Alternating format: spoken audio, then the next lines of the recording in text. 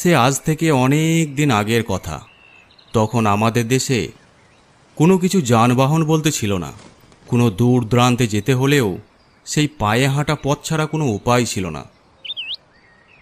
সেই সময় 24 পরগনার কোনো এক জায়গায় কলেরা ও বসন্ত মহামারীতে পরপর 2-3খানা গ্রামের অধিকাংশ মানুষ মারা যায়। বাকি যে কয়েক ঘর বেঁচে ছিল তারাও প্রাণের ভয়ে 7 পুরুষের ভিটে মাটি ত্যাগ করে অন্যত্র পালিয়ে গেল। কেউ কেউ বলে ওই গ্রামের মানুষ মরে কোথাও যায়নি, যে যার ভিটেতেই ভূত হয়ে বাস করছে। একসময় বিদেশি একটা ভিখারি ওই গায়ে ভিক্ষে করতে গিয়ে ভীষণ বিপদে পড়েছিল। ওই গায়ে যে মানুষ মরে সবাই ভূত হয়েছে এ কথা সে জানত না। অজানা ভিক্ষুক প্রতি ঘর ঘর ভিক্ষা চাইতে লাগলো। মাগো, দুটি ভিক্ষে দাও মা। ঘন্টার পর ঘন্টা কেটে যায়, অথচ ভিক্ষে দিতে কেউ আসে না এবং কোনো মানুষের সাড়া শব্দও পাওয়া যায় না। সারা দিনে সে প্রায় 20-25টা বাড়ি ঘুরেও এক মুঠো চাল তার ঝুলিতে পড়েনি। সে বেচারি মহা চিন্তায় পড়ে গেল।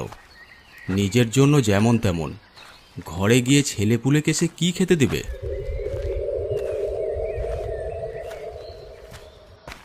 না, আজ আর কোনো ভিক্ষা পাওয়া যাবে না। ছেলে মেয়েদের যে কি খেতে দেব? না, আর কয়েকটা বাড়ি ঘুরে দেখি।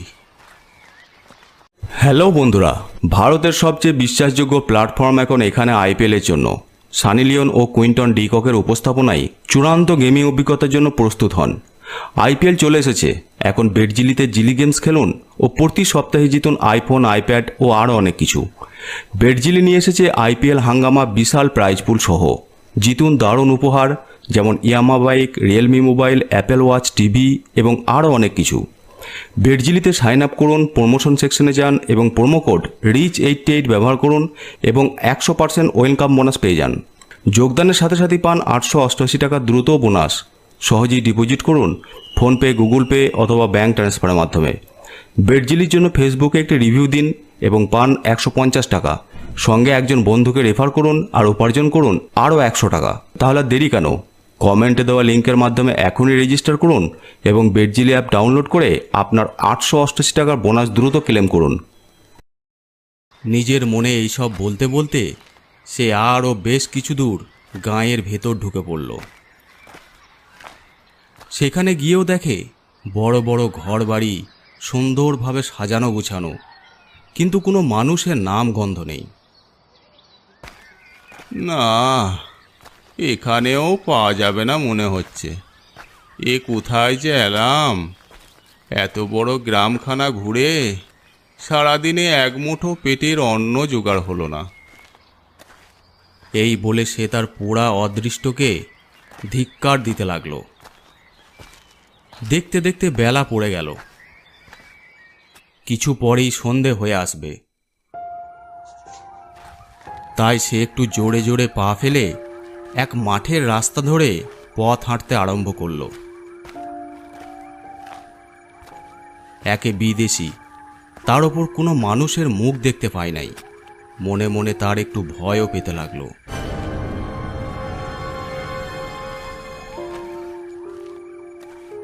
একটা মাঠ পেরিয়েই দেখতে পেল প্রকাণ্ড একটা দোতলা পাকা বাড়ি। ওই তো একটা পাকা বাড়ি মনে হচ্ছে। বেশ অবস্থা সম্পন্ন লোকই বসবাস করে। যাক, আজ ওই বাবুদের বাড়িতেই রাতটা কাটিয়ে দেব।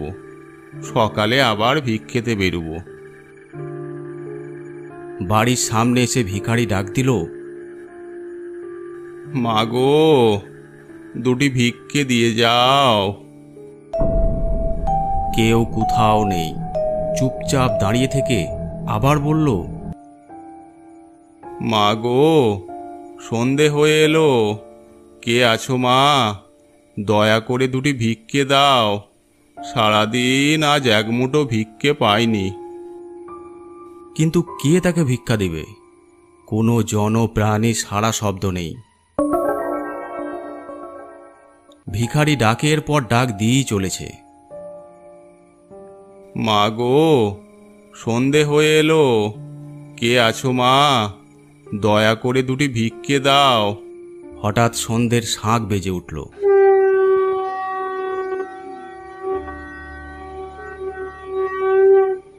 ভিখারির মুখে হাসি ফুটল। এ বাড়িতে যে মানুষ আছে আর সন্দেহ নেই। কে আছো মা লক্ষ্মী? অতিথি দাঁড়িয়ে আছি। হঠাৎ ঘরের ভিতর কারো যেন হাত থেকে থালাবাটি পড়ে গিয়ে ঝনঝন শব্দ শোনা গেল। যাক, কেউ তো আছে। এতক্ষণে ভিখারির মনের ভয় সম্পূর্ণ কেটে গেল। দয়াময়ী মা গো, গরিব লোককে দয়া করো।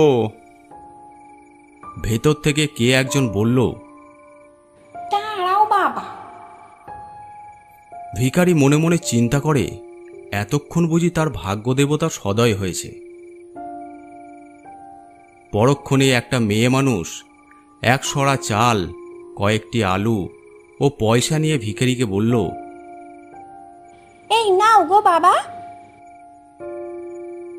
ভগবান তোমার মঙ্গল করুক। ভিখারি মনের আনন্দে ভিক্ষা নিল বটে, কিন্তু তার গতিবিধি লক্ষ্য করে কেমন যেন সন্দেহ হলো।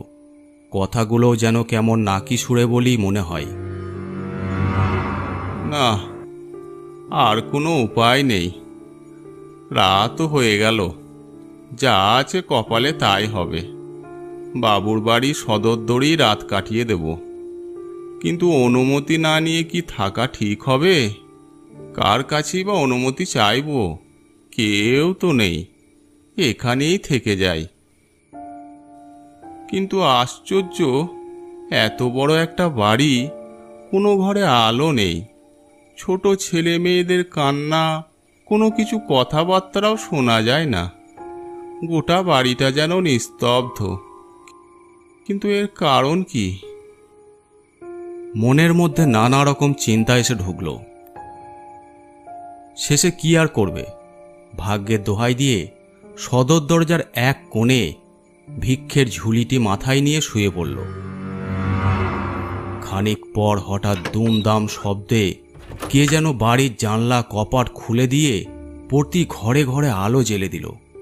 দেখতে দেখতে গোটা বাড়িখানা লোকজনে ভরে উঠল। রাঁধুনি বামুন হাঁকছে, বড় মা, আজ মাছের ঝোল রাঁধবো তো। তাই করো, আগে ছোট বাবুর ভাত দিয়ে তাই যাও। আবার একজন বলে উঠল, ঠাকুর, আমার মাছ তাজা রেখে দাও। এইভাবে একটার পর একটা উত্তর প্রতি উত্তর শোনা যেতে লাগলো। বিদেশি ভিখারি এই সব কাণ্ড কারখানা দেখে ভয়ে মরার মতো কাঠ হয়ে পড়ে থাকে। এ কোথায় যে এলাম? হঠাৎ একজন ভদ্রলোক জুতো পরে দামি পোশাক পরে বাড়ির ভিতর ঢুকে পড়ল।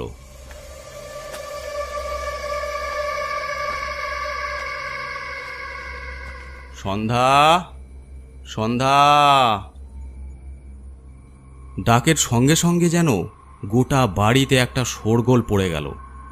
জামাইবাবু এসেছে, জামাইবাবু এসেছে, ভারী মজা, ভারী মজা। ওগো গো, জামাইবাবু এসেছে, জামাইবাবু এসেছে, ভারী মজা, ভারী মজা।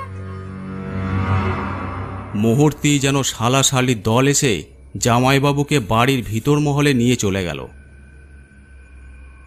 জামাইবাবু ভিতর মহলে ঢুকেই থমকে দাঁড়িয়ে পড়ল।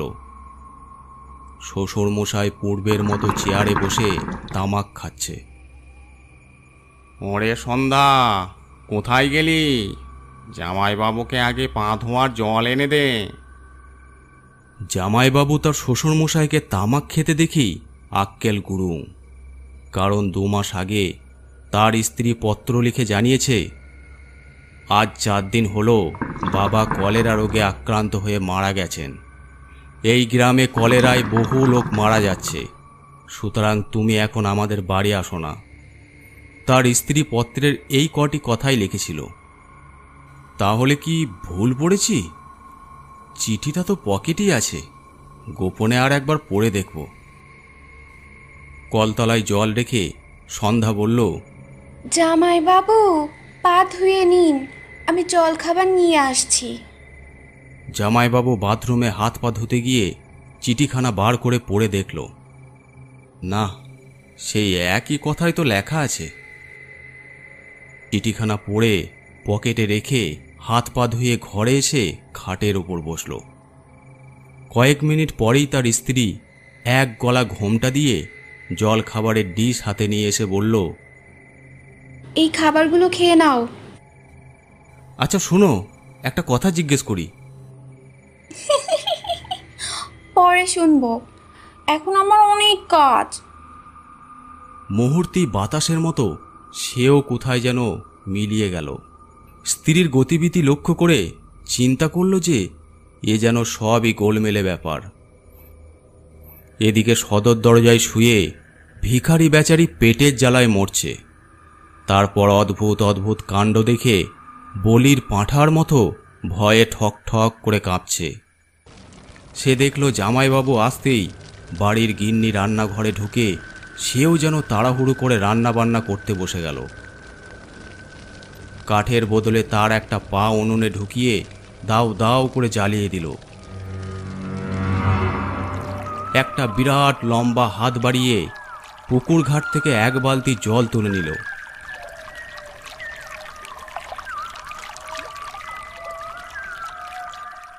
পরক্ষণেই আর একটা হাত বাগানে বাড়িয়ে গাছ থেকে লেবু তুলে নিল।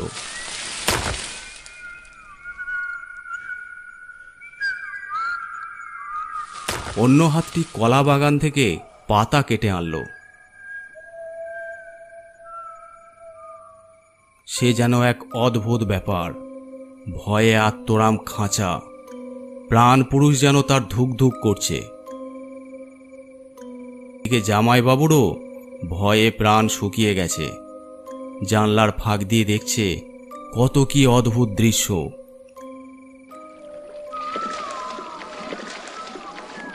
শ্বশুরমশাই পুকুরে জাল ফেলে মাছ ধরছে, আর তার বউ পুকুরের এপার থেকে ওপারে হাত বাড়িয়ে মাছ নিয়ে বালতিতে রাখছে।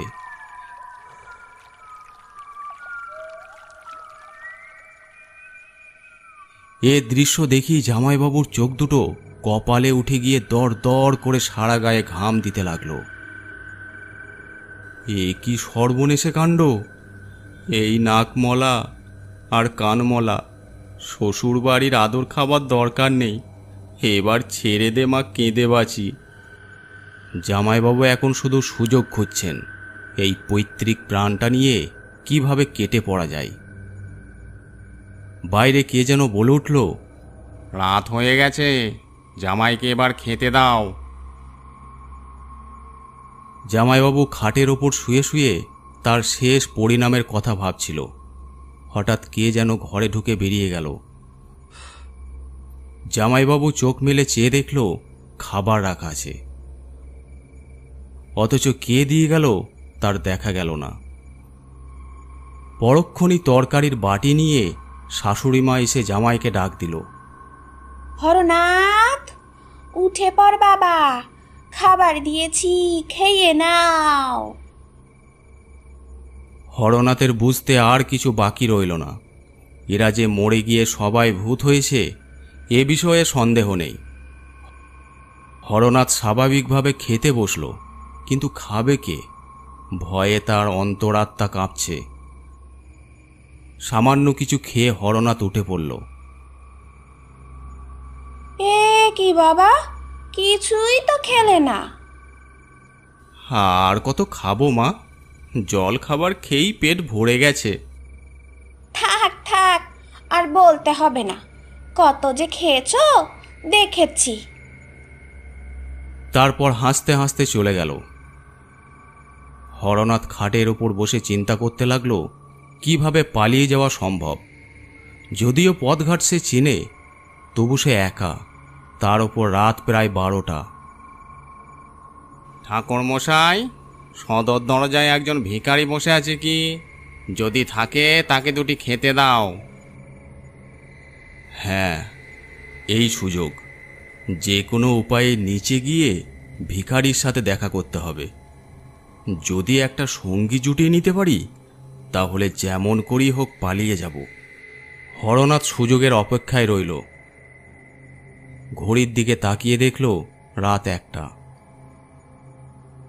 বাড়ি প্রায় নিস্তব্ধ হয়ে এসেছে। নিচে ঘরে খুটখাট শব্দ। বাড়ির ঝিঁ চাকর বোধ হয় থালা বাটি জিনিসপত্র রান্নাঘর গুছিয়ে রাখছিল। হরনাথ দোতলা হতে নিচে নেমে এলো। কেউ বুঝতে পারল না। সদর দরজার কাছে গিয়ে দেখল একটা গরিব লোক মাটিতে শুয়ে আছে। মিনিট কয়েক দাঁড়িয়ে থেকে বলল,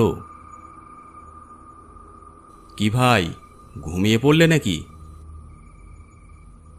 ভিখারি প্রকৃত মানুষের গলা বুঝতে পেরে তাড়াতাড়ি উঠে পড়ল। ঘুম কি চোখে আছে দাদা? হরনাথ তার কথা ধাঁচ বুঝতে পারল। ও বোধ হয় তারই মতোই বিপন্ন। আচ্ছা, তোমার বাড়ি কোথায় ভাই? সে অনেক দূরে বাবু। এত দূরে ভিক্ষে করতে এসেছো? আর বলেন কেন বাবু, এসেও বড় বিপদে পড়েছি। ও, তাই নাকি?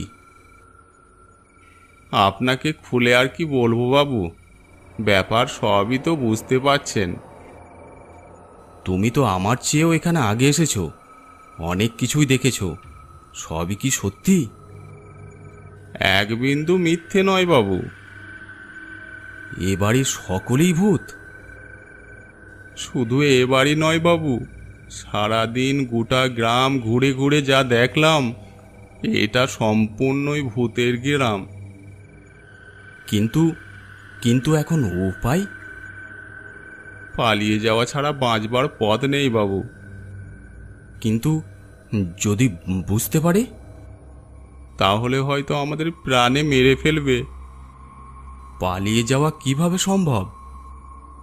কোনো কিছু অছিলাই ওই সামনের মাঠটা কোনো মতে পার হতে পারলে অনেকটা নিরাপদ, তবে খুব হুঁশিয়ার। একটু অপেক্ষা করো ভাই, আমি আসছি। ঠিক আছে বাবু। অতি সন্তর্পণে হরনাথ দুতলা ঘরে গিয়ে স্ত্রীকে উদ্দেশ্য করে বলল, আচ্ছা, গাড়ুটা কোথায়? একবার মাঠে যাব। দেখো না, ওখানেই তো আছে। হরনাথের চোখের সামনে গাড়ু রাখা আছে। তা সত্ত্বেও জিজ্ঞাসা করার অর্থ বাড়ির সকলকেই জানিয়ে দেওয়া হলো যে সে পালিয়ে যাচ্ছে না। গাড়ু হাতে নিয়ে হরনাথ নিচে নেমে এসে সেই ভিখারিকে সঙ্গে নিয়ে প্রাণের ভয়ে দে দৌড়। বেশ কিছুক্ষণ কেটে গেল। নিজের ঘর হতে কর্তা মেয়েকে জিজ্ঞেস করল, মিনতি, জামাই এসেছে? না, এখনো তো আসেনি তো। কর্তা কাউকে কিছু না বলে নিচে এসে দেখল সেই ভিখারিটাও নেই। মনে মনে বুঝে নিল সেই ব্যাটার ছেলেই তার জামাইকে নিয়ে পালিয়ে গেছে।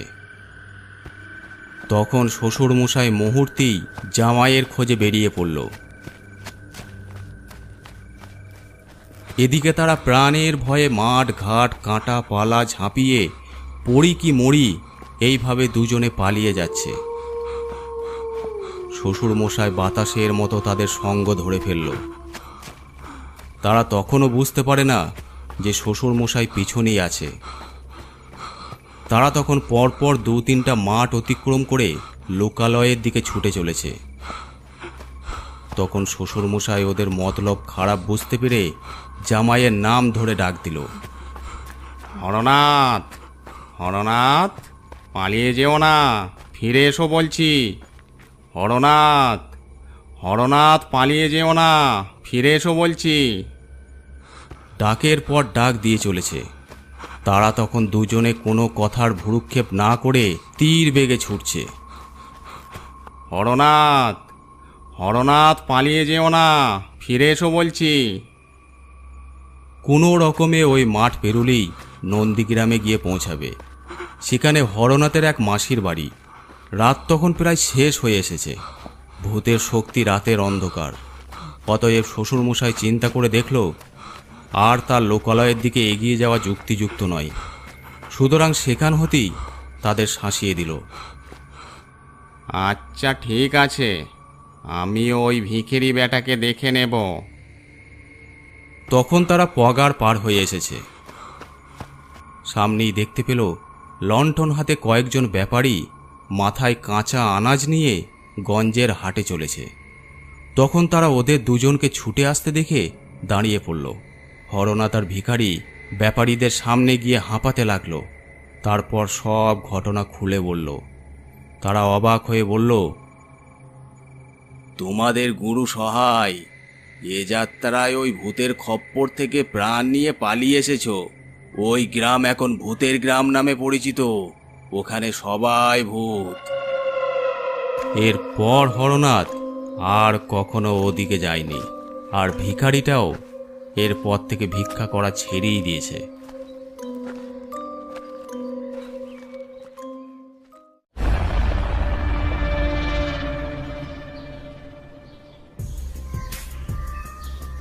আজকের গল্পটি আপনাদের কেমন লাগলো অবশ্যই কমেন্ট করে জানাবেন। আর যদি ভালো লেগে থাকে অবশ্যই চ্যানেলটি সাবস্ক্রাইব করে দেবেন। আর আপনারা যারা গল্প পাঠাতে চান আমাদের ফেসবুক পেজে ইনবক্স করে পাঠাতে পারেন, অথবা আমাদেরকে মেল করতে পারেন। এছাড়াও আমাদের ইনস্টাগ্রাম আইডি আছে, আপনারা ফলো করে নিতে পারেন। সব কিছুর লিঙ্ক ডিসক্রিপশন বক্সে দেওয়া আছে।